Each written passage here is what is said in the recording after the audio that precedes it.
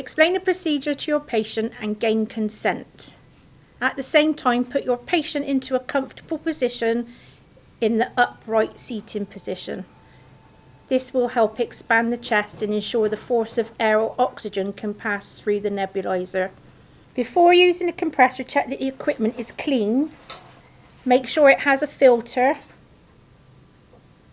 And attach the mouthpiece or the mask to the nebulizer chamber.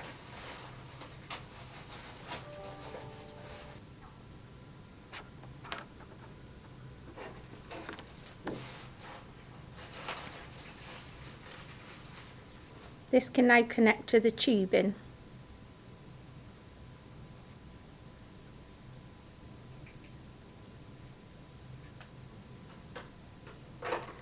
Confirm the patient's identity by checking verbally with the patient and looking at the patient's wristband. Check the patient's name corresponds with the one on the prescription. Now decontaminate your hands by washing or using alcohol-based rub.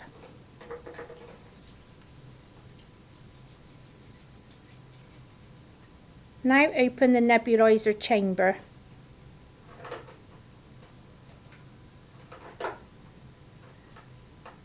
Check the medicine is the same as shown on the prescription chart and check the expiry date of the medicine, and pour the medicine then into the nebulizer chamber. Do not pour into the centre of the chamber or it may flow down into the tubing.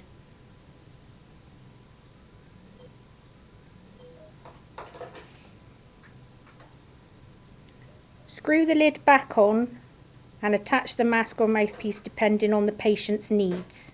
Attach the nebulizer tubing to the port under the chamber if you've not done so already, and plug into the compressor.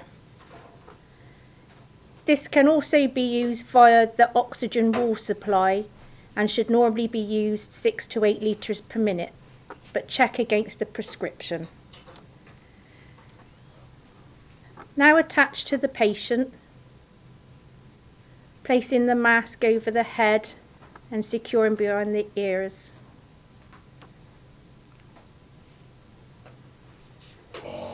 Turn on the machine and the nebulizer will start. You should assess the patient's use of equipment. If the patient is using a mask, make sure it's positioned correctly. If they are using a mouthpiece, make sure the patient is holding it correctly, whilst breathing normally through the mouth. This will take as long as the nebulizer takes to complete. Following nebulization, it is normal for some of the solution to be left in the nebulizer chamber. This is called the residue volume. It is important to wash and dry the nebulizer chamber following each use, or at least every day, following the manufacturer's instructions. The patient can reuse the nebulizer so it can be stored in its packaging, labelled with the patient's name. Finally, decontaminate your hands by washing them and using alcohol-based gel. Document the care given on the prescription chart and check whether or not you need to obtain a post-treatment peak flow measurement.